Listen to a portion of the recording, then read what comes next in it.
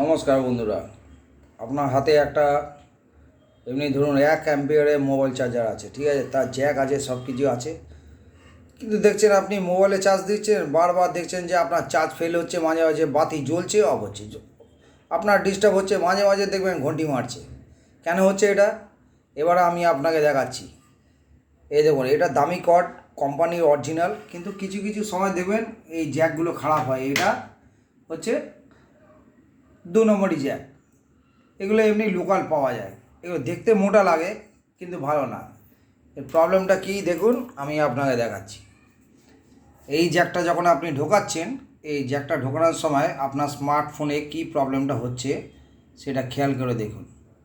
এই যে ঢোকানোর সময় আপনার এখানে কোনো একটা জায়গায় বেন্ড হচ্ছে, এই দেখুন, এবার দেখতে পেয়েছেন?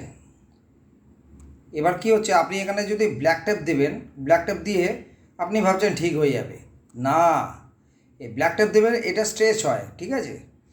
এটা যাতে সোজা এমনিভাবে স্টিক থাকে, এখানে আপনি ফেভিকুইক দিতে পারেন বা এমন গ্লু জাতীয় আঠা, যেমন গ্লুগান, দেখবেন আমার পুরোনো ভিডিওতে এমনিভাবে পুরো গ্লুগান ফিক্স করুন, ঠিক আছে। ভিডিওটা বড় হচ্ছে কিন্তু আপনার ভালো হবে, এটা দেখে এই জায়গাটা গ্লুগান ফিক্স করবেন, ফিক্স করে এটাকে পুরো এমনিভাবে রেখে দিন। এবার আপনি চার্জ দিন, নড়বেও না, চড়বে না, ভাঙবেও না। কেন বলুন তো? এটা গ্লুটা ফিক্সড হয়ে গেছে। কিন্তু আপনি ব্ল্যাক টেপ দেবেন, এমনি ঘোরাবেন, দেখবেন ব্ল্যাক টেপটাও আপনার স্ট্রেচিং হয়, ঠিক আছে। এবার হতে হতে দেখবেন এখান থেকে কেটে যাবে, জ্বলে যাবে, আপনার ফোনটাই 12টা বেজে যাবে। নিউট্রাল পজিটিভ যদি একসঙ্গে হয়ে গেল, মোবাইলটা দেখবেন আপনার বাস্ট হয়ে গেল বা বন্ধ হয়ে গেল, ব্রেকডাউন হয়ে গেল।